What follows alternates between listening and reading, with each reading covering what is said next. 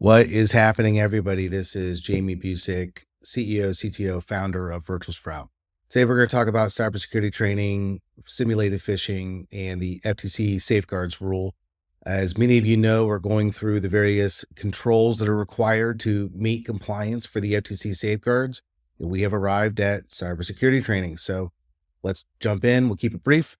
Let's talk a little bit about why you want to do cybersecurity training and simulated phishing in the first place. So first, this enhances employee awareness. Regular cybersecurity training helps employees recognize threats, phishing emails, malware, social engineering tactics. Understanding these threats, employees now can take the proactive steps to protect themselves, your company.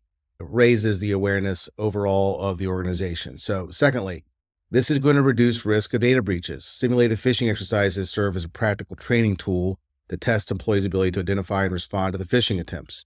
These simulated phishing attempts are just like the real world things, and they're going to help employees practice identifying, reporting, what do you do when this stuff comes in?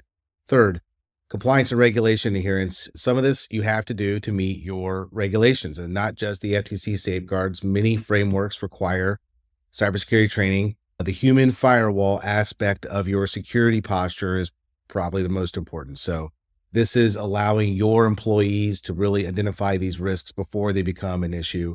Fourth, strengthening your overall security posture. Consistent training and simulations foster a culture of security within the organization.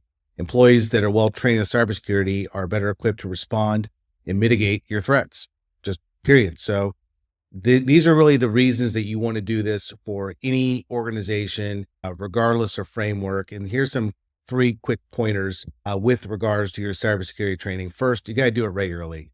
Weekly is what we recommend. Bi-weekly is really the minimum.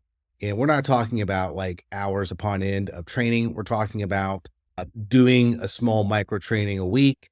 And then you can load up at the month or the year for the heavy duty stuff, but do it regularly. So this is front of mind. Have the messaging come from leadership, right? The leaders, the managers, the directors of the organization have to take this seriously, have to message that out to the organization that this is going to be required and why it's important.